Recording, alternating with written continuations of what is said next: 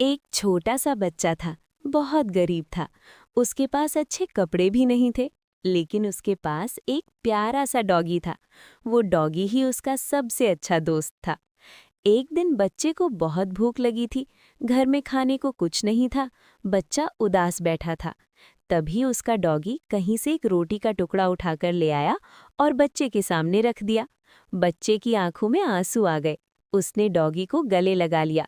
उस दिन बच्चे को समझ आया, सच्चा दोस्त वही होता है जो मुश्किल